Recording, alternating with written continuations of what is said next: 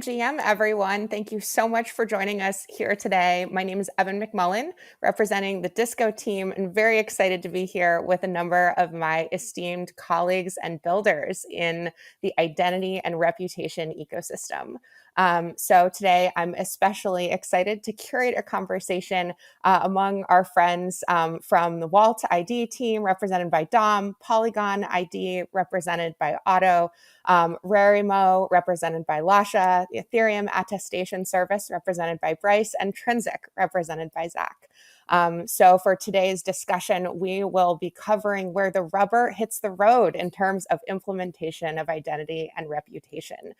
We'll discuss what's happening on-chain, off-chain, between the chains, across chains, and what this means for builders practically putting these options into their own applications and experiences. So certainly want to invite everyone to make this a lively discussion, find the edges of where we agree, where we can collaborate, and where we still have open spaces.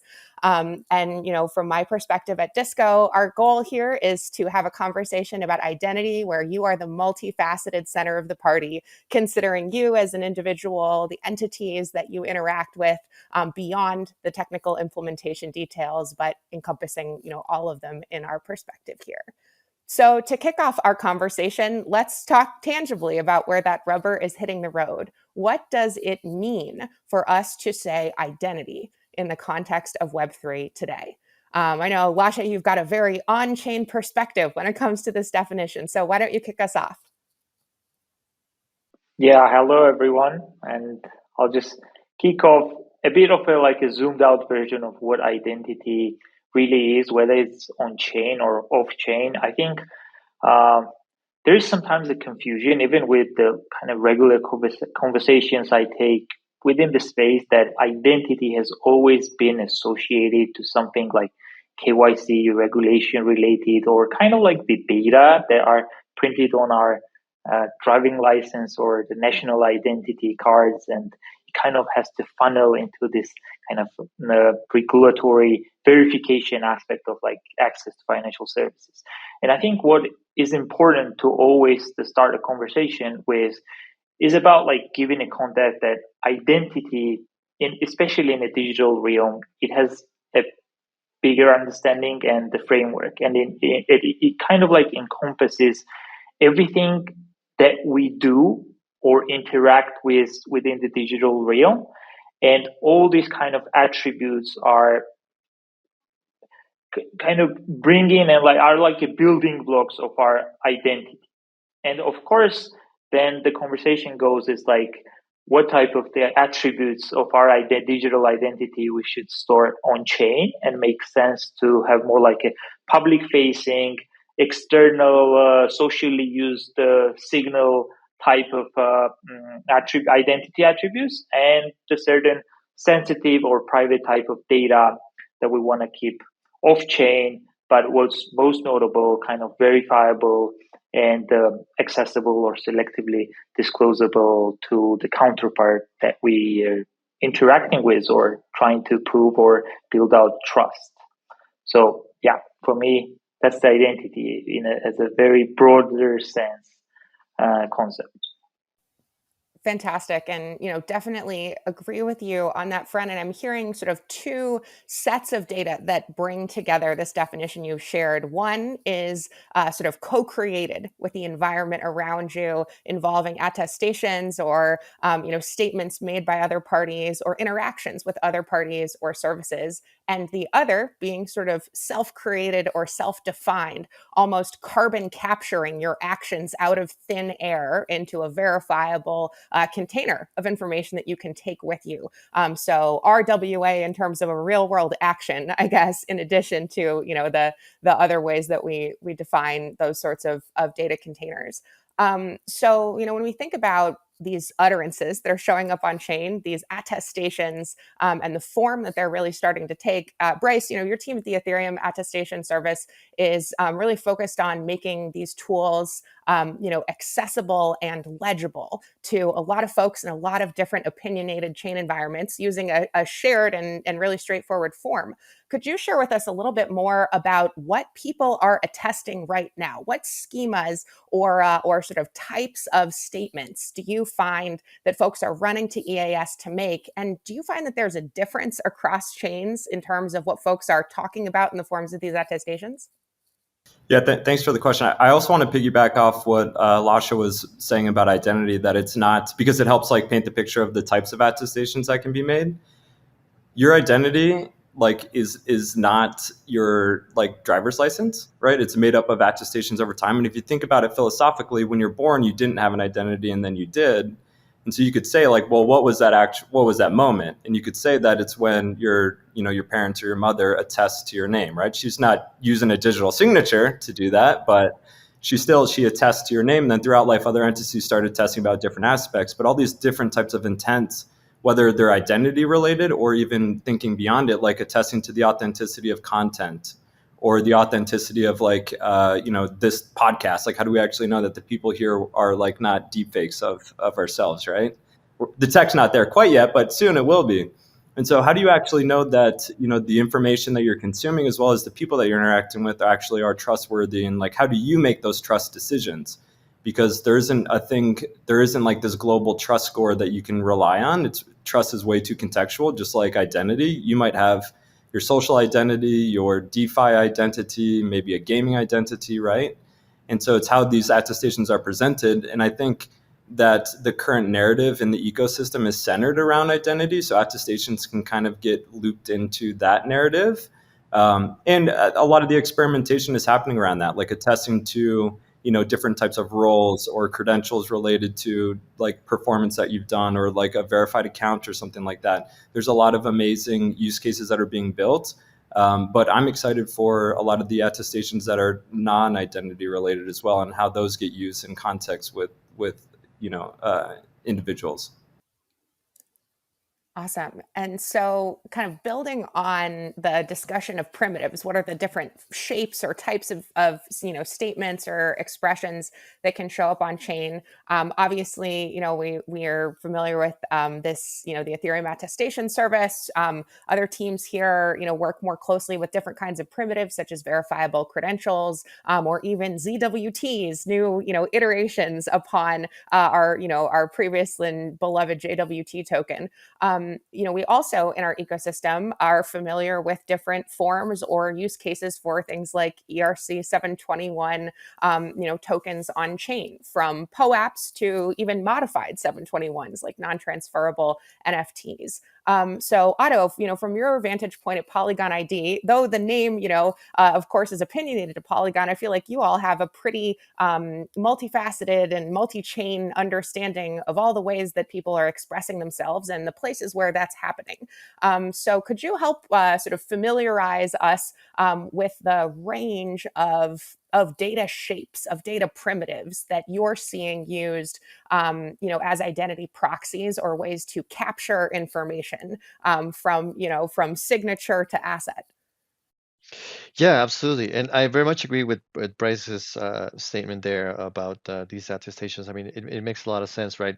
Um, and I sort of think of like, there are primitives that are more public, and then there's ones that are more private. And so, some of the elements that the folks at EAS do are very much public primitives that are on chain, are visible for everybody there to see. And you can build off your identity based off of those. You can have NFTs that attest to, certain activities that you've done, or events that you attended, and these elements. And these are more public. And then there's more, the private credentials, the verifiable credentials that you take with you in your, private data backpack if you want, or maybe you have a more public data backpack, right? And we're sort of going through this evolution of all of these different forms of credentials, and how the identity wallets kind of enable you to kind of bring all of those together and kind of navigate those, right? So, from these public credentials that are on chain, you can make a verifiable credential that you can then take to a Web2 platform, or maybe from a Web2 platform, you're taking this on, making yourself a credential that you can then verify on chain, right? And then maybe do something else with some of the other primitives, such as the EAS and NFTs.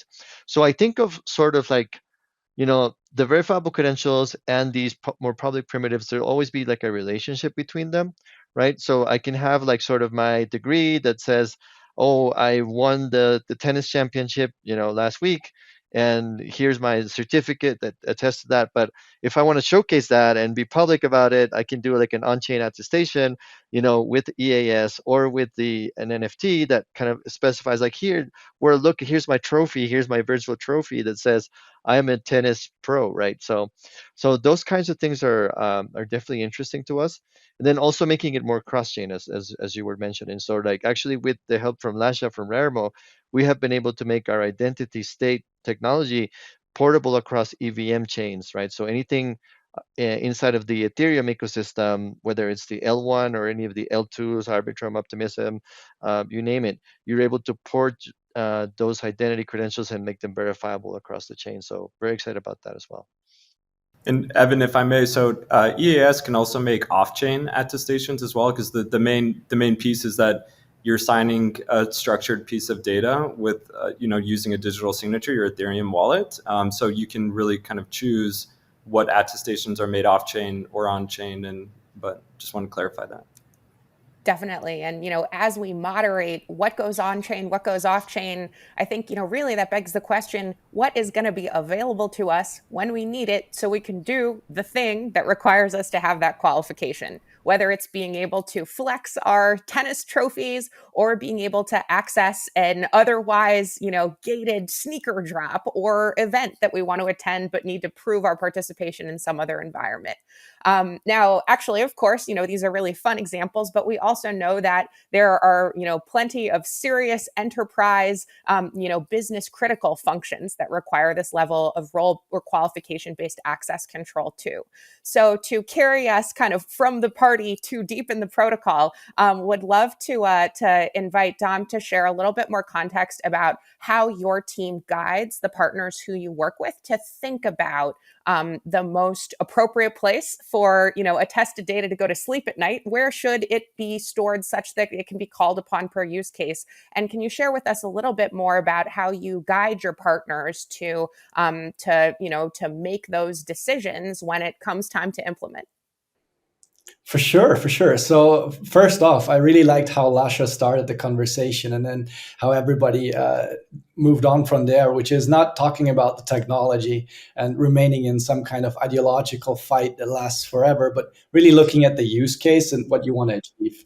And what we've been hearing so far from Otto, Bryce, and Lasha is really a focus on, what do you want to do? Which types of identity? Are we talking about individuals, about organizations? Are we talking about content? And depending on which types of I want to say types of identity or types of use cases we're talking about, there are different technologies that you can really use to implement those. So we as a company started more in the I want to say off-chain space with verifiable credentials. So it's if you wanted a more hybrid approach that can use blockchains but doesn't necessarily have to. But then in 2 years ago or so, we discovered that NFTs or on-chain proofs could also be pretty exciting. If you think about use cases that may not be related to, one's personal data and identity, but maybe things where access to a product or service depends just on ownership of a specific asset, like a ticket, where it may not be important that I, Dom, am holding it, or you, Evan, but where it's just about ownership of that ticket. And that are very different kinds of use cases. And then we're looking at things like mobile driver's license, which is piggybacking on traditional PKIs, so an even more centralized approach, which is quite dominating or very strong in the public sector as well. And so when we're talking to organizations we're working with, we're always starting with the use cases and trying to help organizations understand the benefits or drawbacks of different approaches. So for now, I think there's 4 categories that we often talk about with organizations to make sense of whether it makes sense to put data off-chain or on-chain. And so these 4 categories are really all about privacy, compliance, scalability, and costs. Because those are really the 4 things that nicely differentiate on-chain approaches like NFTs or SBTs from things like verifiable credentials or mobile driver's license. So to give you 2 examples, if we're talking about use cases where personal data is involved, which can be in any vertical, right? It can be in banking and government, public services, and insurance, healthcare, education. Then in many cases, you want to pick an approach where data is stored off-chain using, for example, verifiable credentials. But then you mentioned a couple of very nice use cases, which are really great for e-commerce, right? Like getting access to the latest sneakers online sale or whatnot. Or we could talk about tickets, where you also want to solve double spending problems. Well, in those cases, it actually makes sense to go the NFT or SBT approach, because in terms of privacy or compliance, there's not too big issues. And then in terms of scalability and costs, I think it's completely fine, right? Because then solving the double spending problem is a bigger problem than just having potential privacy issues resolved. And so I think we always need to keep in mind what's the goal from a business perspective and be super pragmatic about the technology side, and then just pick the best technology to solve the problem.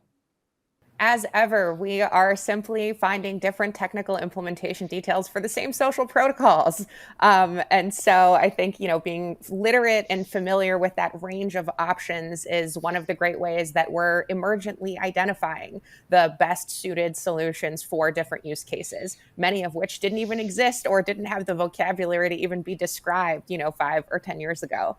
But if we think, more recently, and certainly in the present moment, I think all of us can agree on this call that, we sort of share a vision where the future of identity, the present of identity, is reusable.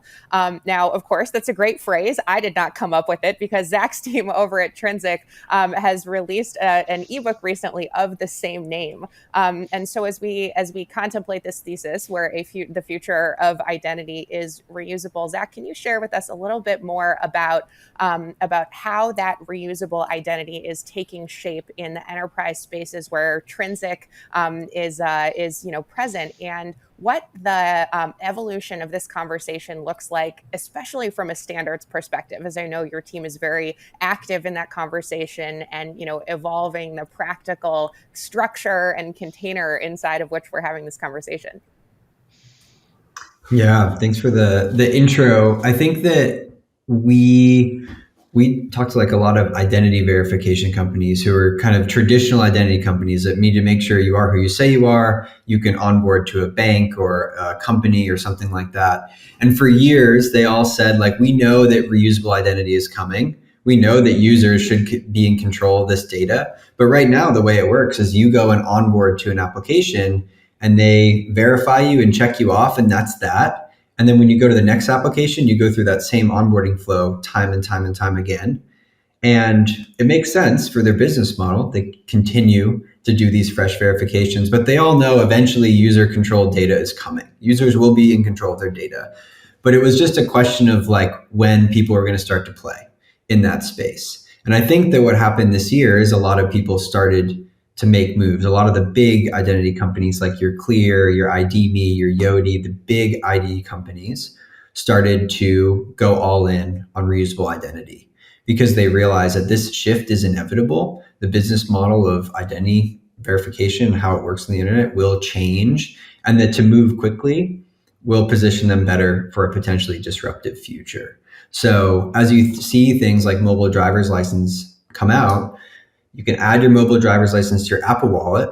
And now Apple wants to directly pull the data from your mobile driver's license to allow you to onboard to a new application. So you can verify with Apple Wallet or verify with Google Wallet, which disintermediates some of these other identity players. Now we can talk about like the openness of mobile driver's license standards and the pros and cons. And there's all kinds of national digital ID schemes that are being developed around the world that use different standards and different protocols.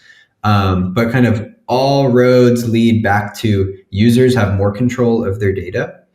And then there's kind of the two roads diverge of basically who can utilize it, right? So in order for you to verify something with the Apple Wallet right now, it's highly permissioned. So yes, you have control of your data, kind of, right? Like as an application developer, you can't actually access that unless Apple lets you. Right. So the user does have the mobile driver's license on their phone, but it's not necessarily an open protocol. It's not permissionless in any way. So I think the future that we hope to build toward is the users have control of their data and they can choose where to share it. Application developers can, request it in some way that is kind of standardized, protocolized in a way that, enables great user experiences. So you can bring your data where you want and bring your identity across different applications and environments.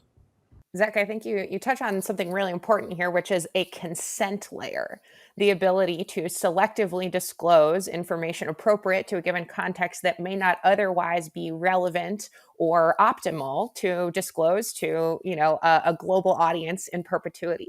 So when it comes to that standardized disclosure and interaction, I know that a number of us are, exploring and implementing those types of interactions. Certainly, at Disco, we have already started thinking about and started implementing with our partners the ability to bring your social graph from one application or experience to another. But that exchange, as you note, is not one that has come down from on high in an easy package that allows us to interoperate, especially when we're talking about data expressed on different protocols that takes different forms, whether transferable or non-transferable, a shared schema or an original one. So would love to discuss a little bit more about what selective disclosure looks like right now, both in terms of, are we playing hot potato with decryption keys? Who's allowed to decrypt data that's encrypted but public? Or are we air gapping the data? Is it physically impossible to get to it unless you have certain permissions? Or, are we combining a variety of different methods to allow for this selective disclosure and this type of interaction? Otto, I know your team has a pretty evolved set of experiments and offerings that pertain to the selective disclosure interaction and the resolution of proofs. Could you share a little bit more about what you've learned in the process of bringing these to builders? Yeah, definitely. So I think that even though like we love selective disclosure, like it gives us this ability, like we've gotten a lot of feedback that a lot of folks just want to reveal the full credential data, and so we've sort of had to balance the need for you know for a credential that you have, is a ZK proof good enough? That should be the first option. Secondly, can you get by with revealing one or two fields from the credential? And if not, like, is it fully required that you just reveal the whole verbatim data, right? So like there's use cases in healthcare and finance that, secure proofs are not going to be accepted by your doctor, right? So in situations like that, yeah, you do have to reveal a given set of data verbatim. Hopefully, it's just a number of fields. So we've been doing, the link proofs to enable you to reveal a set of fields instead of the full credential, because we do realize that that's not the most privacy maximizing way of doing that. But I guess we sort of want to educate the world out there, and especially users, that second proofs are, should be your first option. Selective disclosure should be, your second best, and if not, reveal the full data. But we think that identity wallets should clearly label what is being revealed to the third party, right? Instead of like this share all that we'll click through in our, kind of interactions with, when we allow people to access our Facebook data or our Google data, right? We should be educating users and clearly labeling what level of access we're providing to the third party. You were making, and Zach and Otto, you guys were all making a really good point around interoperability and a lot of the choices that people have, right? Depending on their use case and what they want to disclose or not disclose. Interoperability is definitely something that is challenging because like ZKPs today are very application specific, and they're still like Polygon specifically is doing an amazing job like innovating around that, and the technology is going to be there where ZKPs are going to be a lot easier to use.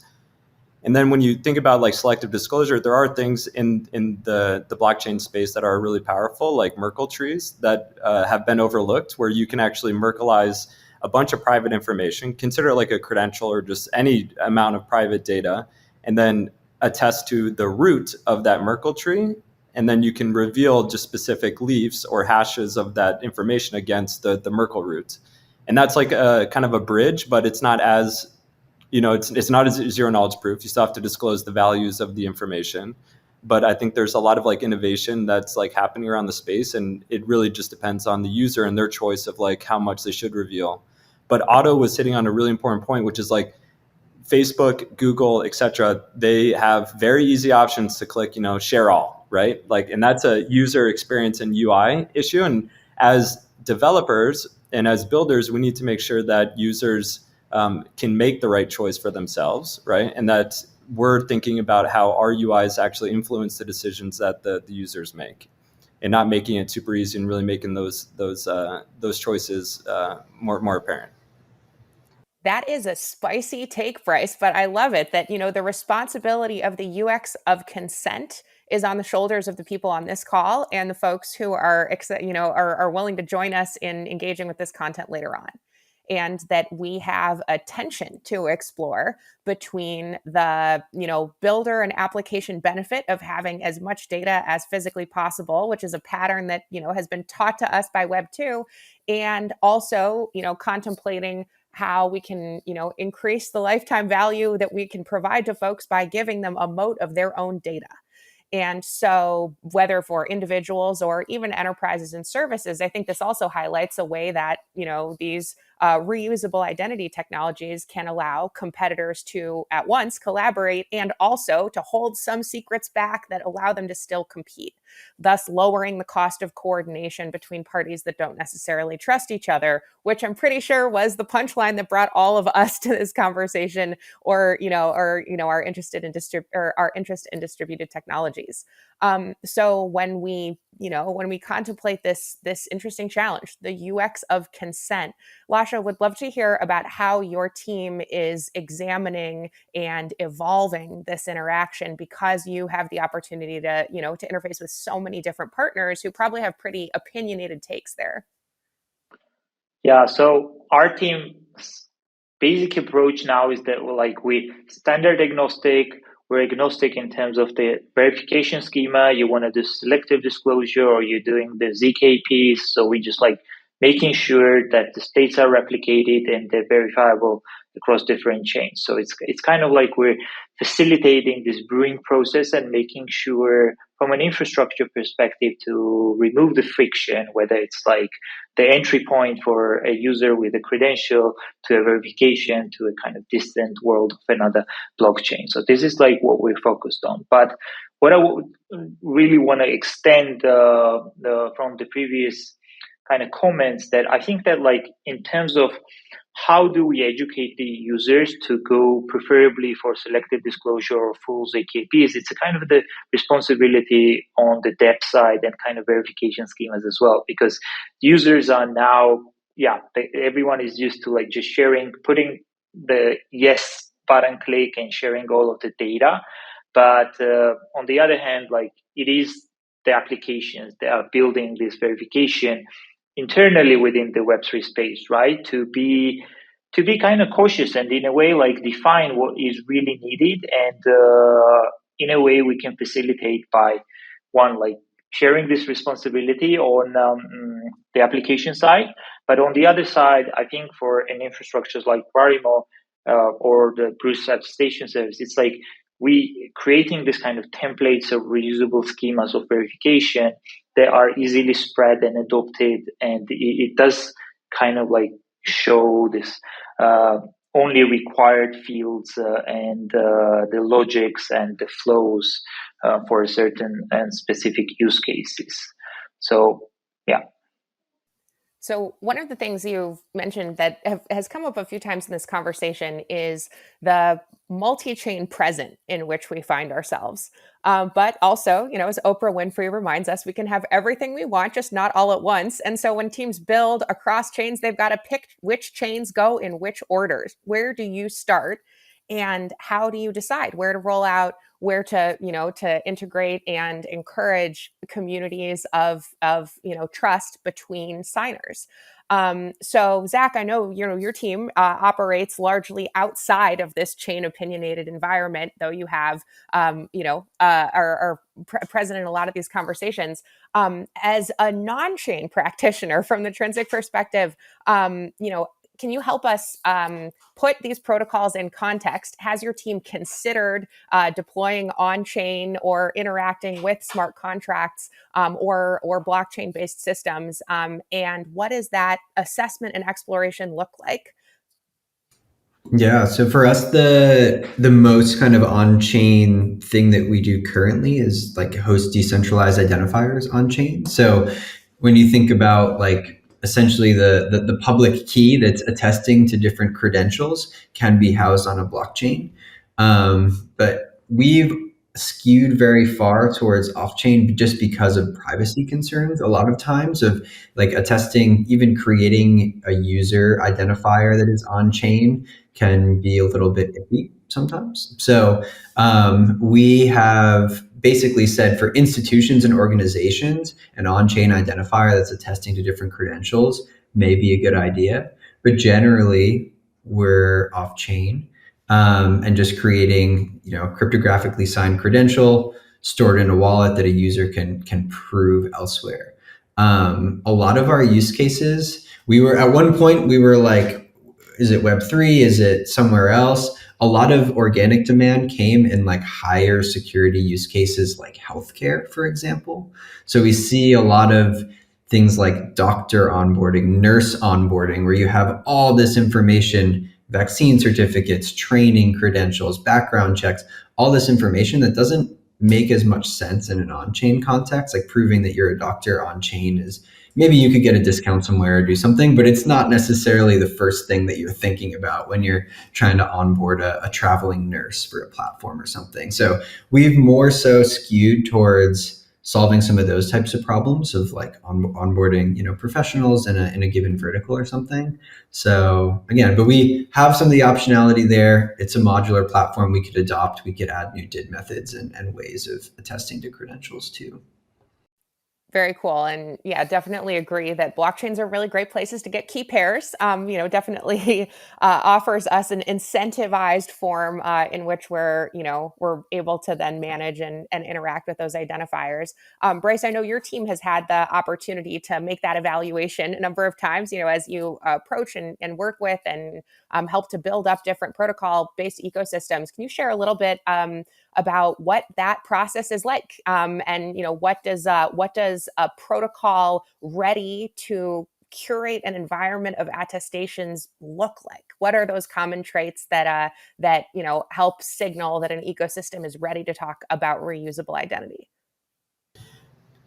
One of the key things with attestations in general and reusability is that it needs to be done on a common standard, and that standard needs to be credibly neutral, where there isn't one specific infrastructure player that has the opportunity to really influence how the attestations can be made. If attestations can be used for identity, but they can also be used for content authenticity and other use cases like provenance of information and supply chains and things like this, imagine if one group had more control over the other, they could really influence the direction and capture that market. That would reduce the value of everyone else. And so as protocols are making decisions of like how to use attestations, they really should be building on an open standard akin to something like TCP/IP, right, is the communication protocol for the internet, but we don't really have a standard for attesting to information, right, for attested data and stuff. And that's really what we aspired to do with EAS, was to create an open standard where any entity can make attestations about anything, and to choose, their use of on-chain or off-chain. And so when developers are making the choice, I think the first thing is like credible neutrality, and sometimes like it's up to the developer to choose the platform. But if we can all start attesting in the same language, then interoperability and composability becomes much, much better. And that can be, ecosystem diverse too. So across protocols, layer twos, etc. So, Otto, I'm wondering, do you agree with the statement, there is no standard for attested data? Well, EAS. I mean, I feel like in the verifiable credentials world, we've sort of hovered to JSON and JSON LD credentials. There's no reason that we couldn't take some of the schemas that the folks at EAS have and port them into JSON LD and then back and forth. Like I think that could be a nice way to kind of work that out.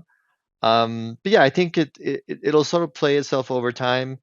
And especially, I think about it as sort of like a VHS versus Betamax type of situation, right? So right now we have a variety of options for identity, right? So some Some credentials will be in VHS format, some will be in Betamax format. But at the end of the day, it's all about, how many movies there are, right? It's how many hits we get, right? So I think that'll end up driving adoption longer term, and we're sort of coalesced around a standard. I think in the verifiable credentials world, I feel like that community kind of settled on a very clear structure around JSON. But like in the on-chain, in the Web3 world, in the Ethereum world, that's still very much open. So we'll have to see. Yeah, I agree with Otto's points that the W3C standard has done an amazing job. So, looking at just the panelists here, I mean, everyone's done an amazing job to push the VC, world forward. And that's not to be overlooked at all. When we look at the on-chain, and we're just blockchain native, I should say, world, there hasn't really been a standard way to attest to information. There's been attempts, right? And when you have a hammer, everything looks like a nail. And so when NFTs came out, everyone's just like, oh, what can we stuff into an NFT? But then you realize, like, wait, I don't want my, doctor's certificate to be transferable. That doesn't make any sense. So then we created, soul-bound tokens. So they're non-transferable. They still lack standardization. Every single SBT is its own smart contract, essentially. And there's no standardized registry for these schemas that anyone can contribute to. And so with that lack, it just creates a very fragmented and difficult environment for engineers to try to understand and keep up with all the innovation happening in identity. So this communication layer, or this attestation layer, this base layer for testing, is incredibly important so people can start to standardize around schemas, not necessarily how they're being made. So in the interest of taking the guesswork out of the effort of our builders and those who are joining us for this conversation, I wanted to land the plane for this conversation here today by inviting our panelists to give some tangible next steps. How can those in the audience and those also, in our conversation today, get started exploring with what your team is building and follow up on the great opinions you've shared to put those ideas into practice? And we'll start off with Lasha. Yeah, so as mentioned, we're very agnostic at this stage as an infrastructure. So it doesn't matter. You're doing issuing verified credentials, you're working with SBTs, you want to interchangeably use them. You want to extend to other chains and replicate the state and make your ZKPs provable. So you can just use the Rarimo infrastructure because it has this kind of all bits and pieces that basically should deliver the biggest value that was mentioned here, right? So in a way, the portability aspect for an end user and this reusability thing, right? So doesn't matter. There could be multiple standards.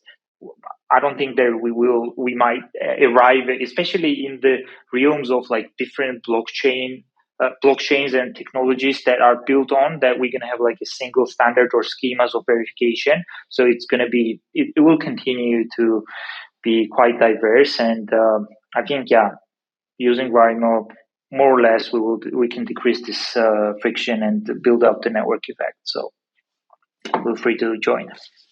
To that end of reducing friction and building network effects, Zach, do you want to share, beyond just reading the recent ebook your team has released, what's the best way for folks to get started with Trinsic? Yeah, so I think that there's a lot of ways that you can get started with verifiable credentials that are pretty low lift. So Trinsic offers just a dashboard where you can go out and create a credential schema.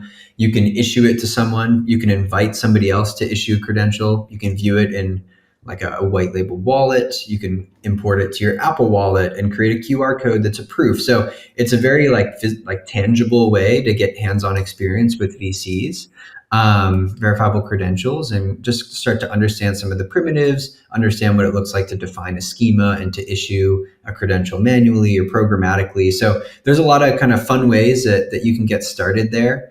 And I think that the big emphasis that we have is you need to build a great, user experience, a great product experience. So we do spend time implementing standards and thinking about standards, but really I think what will get adoption are the great products that people build. So hopefully if you have a product idea in that space, definitely check out, the Trinsic dashboard, see what you can build, and join a bunch of other folks who have built cool applications for people out there.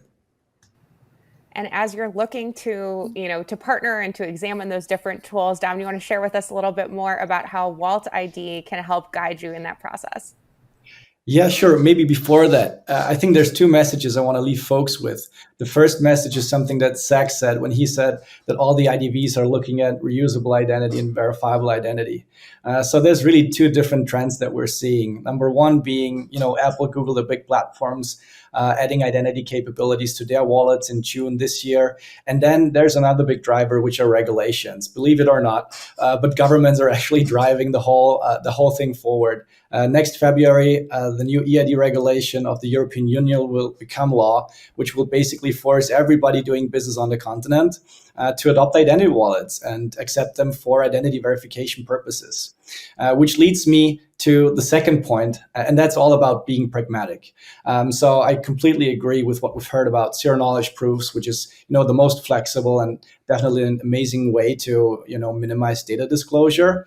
But if we're looking, for example, at what's happening in the European Union and the regulations, or what governments, banks, large tech telcos, all these data sources are doing, they're looking also at more mature standards like SD-JOTs, for example, for selective disclosure. So what we always tell folks working with us is, it's coming. You're already a little bit late to the party, but be pragmatic about which technologies you want to use. Just make sure that you can build something that actually works in production and solves your customer problems.